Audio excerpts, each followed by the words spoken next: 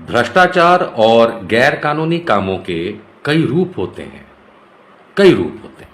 आइए उत्तर प्रदेश चलते हैं और एक ऐसा रूप आपको दिखाते हैं जो आप सोच भी नहीं सकते।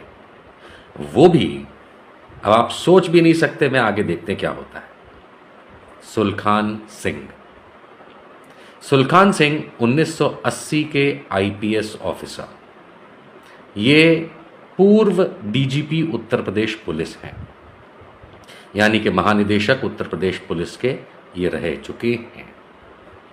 हाल ही में एक इंटरव्यू में पूर्व डीजीपी सुलखान सिंह आईपीएस उत्तर प्रदेश ने एक बहुत चौंकाने वाला खुलासा किया। उन्होंने ये बताया कि उनका जो अपॉइंटमेंट, उनकी जो नियुक्ति हुई थी as DGP Uttar Pradesh UP police, वो गैर कानूनी थी, गलत थी, हो ही नहीं सकती थी जिस प्रोसीजर से की गई। ये बहुत बड़ा खुलासा सुलखान सिंह साहब ने किया और इससे ये साबित होता है कि व्यक्ति ऑनेस्ट तो है, लेकिन हमें यह भी समझ में आता है कि उत्तर प्रदेश में गैर कानूनी काम किस लेवल तक होता है। देखिए, सुलखान सिंह साहब जो हैं वो उत्तर प्रदेश पुलिस को 37 साल दिए अपनी जिंदगी के, 37 ईयर्स। आईआईटी रुड़की और आईआईटी दिल्ली से पढ़े हुए सुलखान सिंह साहब ने आईपीएस 1980 में ज्वाइन किया, यानी तब से सेवारत थे और 2017 में वो रिटायर हुए। इन 37 ईयर्स में, 37 सालों में उत्तर प्रदेश की बहुत सेवा की सुलखान सिंह साहब ने। लेकिन अब जो 2024 में उन्होंने ये बात बताई है, जो कबूतर उड़ा है कि डीजीपी महानिदेशक, पुलिस महानिदेशक की नियुक्ति गैर कानूनी, टेक्निकली गैर कानूनी, और उसका कारण उन्होंने ये साफ बताया कि जब उनकी नियुक्ति की गई, जब उनकी नियुक्ति पुलिस महानिदेशक के पद पे, यानी director general of police Uttar Pradesh के पद पे जब उनकी नियुक्ति की गई, तब सरकार ने UPSC, union public service commission से ना तो नाम भेजा, ना परमिशन ली, ना वो प्रोटोकॉल फॉलो किया। आपको बता दें कि आईपीएस में एक प्रोटोकॉल होता है, सरकारों के कई प्रोटोकॉल होते हैं, और सुप्रीम कोर्ट भी अपने जजमेंट में और ऑर्डर में ये कह चुका है कि जब आप डीजीपी की नियुक्ति करते हैं तो आपको यूपीएससी से कम्युनिकेट करना पड़ता है, उसको लिखित में भेजना पड़ता है, काफी लंबा एक प्रोटोकॉल होता है। और इसी सुप्रीम कोर्ट के आदेश का उल्लंघन, नियमों का उल्लंघन, सरकारी कानूनी व्यवस्था का उल्लंघन उत्तर प्रदेश सरकार ने सुलखान सिंह साहब को डीजीपी नियुक्त करते समय उल्लंघन किया। अब हम ये डिटेल जानेंगे कि डीजीपी रहे कब से कब।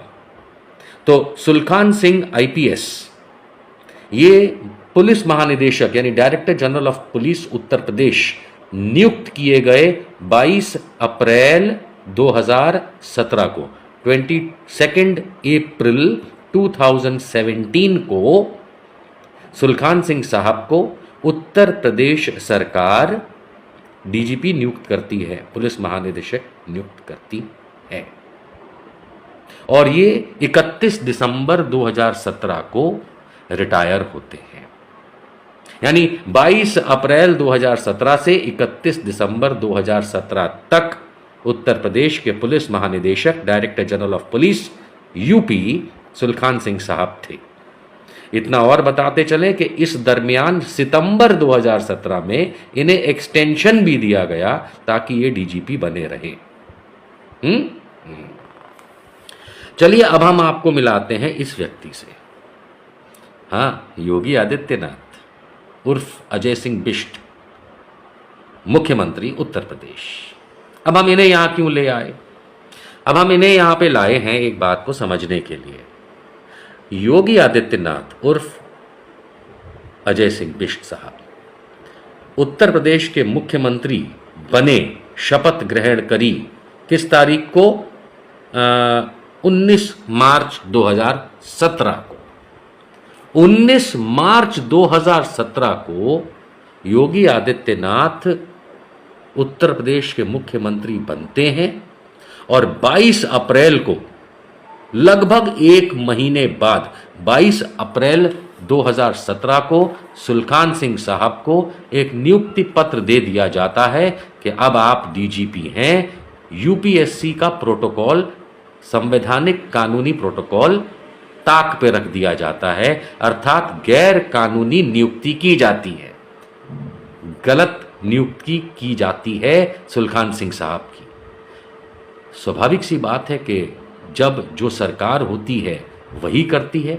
तो 19 मार्च 2017 को योगी आदित्यनाथ मुख्यमंत्री बनते हैं उत्तर प्रदेश के, और उसके एक महीने बाद 22 अप्रैल 2017 को सुलखान सिंह साहब को नियुक्त करते हैं योगी आदित्यनाथ डीजीपी उत्तर प्रदेश, बिना सरकारी, बिना कानूनी, बिना संवैधानिक प्रोटोकॉल को फॉलो करते हुए।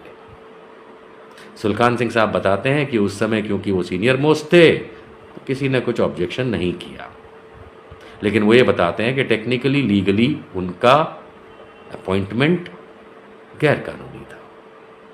और ये किसने किया? योगी आदित्यनाथ ने किया। एक महीना सीएम रह चुके उस समय 19 मार्च 2017 से लेके 22 अप्रैल 2017 तक मुख्यमंत्री तो योगी आदित्यनाथ ही थे, तो उनकी नियुक्ति। तो अब जितना भी ये आपको योगी आदित्यनाथ के बारे में सुनाई देता है ना, टाइट कर दिया, इतना लॉ एंड ऑर्डर ठीक कर दिया, इतना राज्य को अच्छा बना दिया, इतना देखो क्राइम कम कर दिया। अरे योगी आदित्यनाथ जी, मुख्यमंत्री बनते ही एक महीने में सबसे बड़ा क्राइम तो आपने शुरू किया। क्योंकि अगर आप गैर संवैधानिक, गैर कानूनी नियुक्ति, वो भी इतने बड़े पद पे कर रहे हैं, तो फिर स्वाभाविक सी बात है आप क्या किसी राज्य का लॉ एंड ऑर्डर और कानून व्यवस्था ठीक करेंगे, जबकि आपने खुद सबसे बड़ा गुनाह मुख्यमंत्री बनते ही एक महीने में कर डाला और उत्तर प्रदेश को एक गैर कानूनी पुलिस महानिदेशक दिया। बस बस बस बस, बाकी पब्लिक समझदार है। Among other things, we will discuss the current violence against Hindus in Bangladesh, Khalistani terrorism enabled by Justin Trudeau in Canada. Donald Trump America के राष्ट्रपति क्या बने, भारत के कुछ चैनल्स को तो चरम सीमा, ऑर्गेज़म आ गया।